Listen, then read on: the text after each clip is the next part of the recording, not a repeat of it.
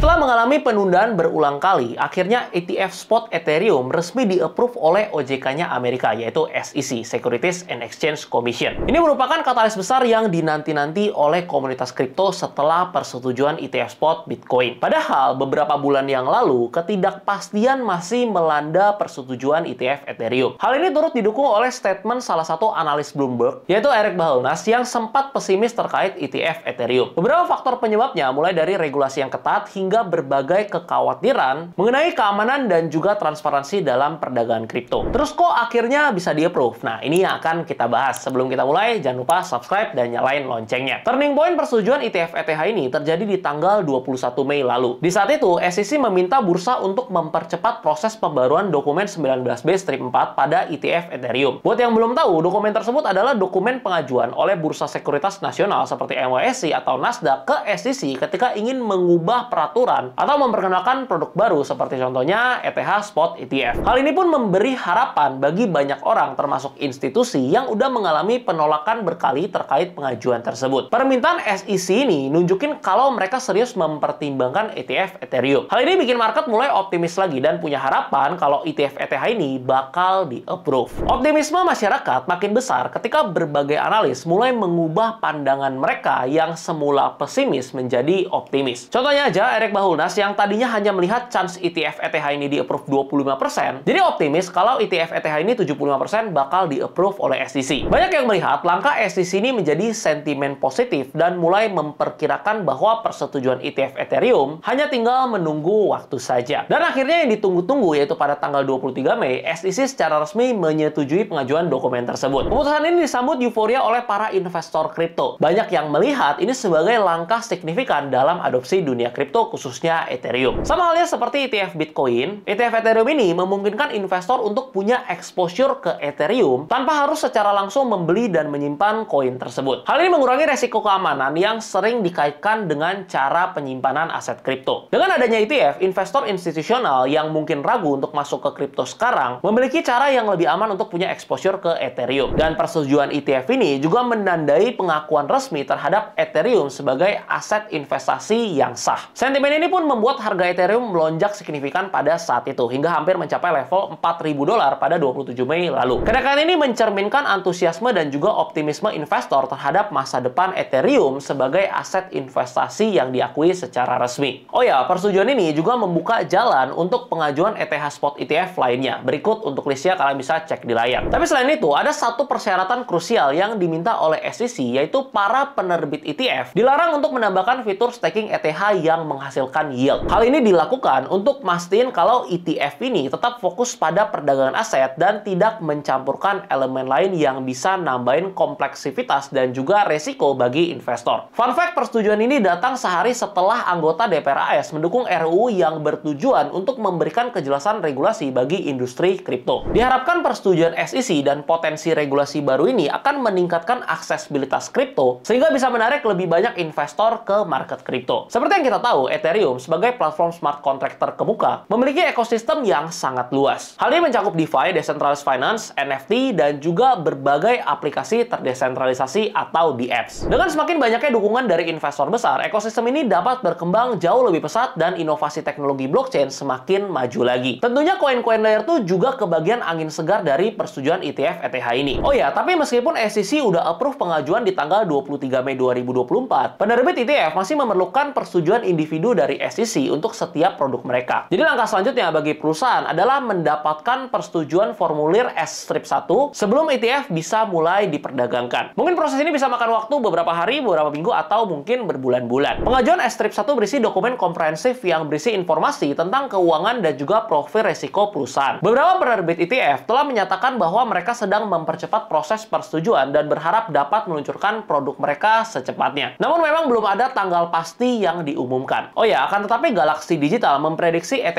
Spot ETF ini akan mulai diperdagangkan pada Juli ataupun di Agustus mendatang. Melihat flow ETF Bitcoin setelah resmi diperdagangkan, kira-kira di Ethereum bakal gitu juga nggak ya? Nanti coba komen opini kalian di kolom komentar. Intinya menurut gue pribadi, secara konsep, ETH Spot ETF ini akan memberikan exposure tambahan karena mungkin investor di TradFi yang tadinya nggak ngerti gimana caranya beli Ethereum dan juga nggak mau simpan Ethereum karena ada resiko penyimpanan dan lain sebagainya, sekarang bisa dengan mudah punya exposure ke ETH dengan cara cara membeli ETF-nya seperti membeli ETF Bitcoin. Dan tentu ini juga akan mendorong adopsi kripto ke depannya. Tapi menurut opini gue, untuk kita yang memang ngerti kripto, ya better langsung beli ETH-nya dan simpan sendiri, self-custody. Atau kalau kita mau puterin di DeFi, kita bisa dapetin yield tambahan, itu jauh lebih untung. Jadi memang karena ada ETF ETH ini bisa menumbuhkan market baru yang sebelumnya belum investasi kripto, bisa jadi mulai investasi kripto lewat ETF. Menurut gue pribadi, momen-momen sekarang adalah waktu yang tepat untuk kita punya exposure juga ke Ethereum. Kalaupun ada koreksi 10-20% ke depannya sebelum bulan Agustus, mungkin momen-momen tersebut merupakan momen yang menarik untuk kita tetap dollar cost averaging. Karena kita juga berkaca dari ETF Bitcoin, ketika udah di-approve, Bitcoin langsung rally dan one way up. Gue pribadi pun yang tadinya belum punya banyak exposure ke Ethereum, sekarang pelan-pelan mulai gue tambahin. Tapi disclaimer, bukan rekomendasi beli, tetap do your own research. Kira-kira itu dia untuk pembahasan ETH. Kalau ada yang mau kalian tanyain, kalian boleh komen di bawah.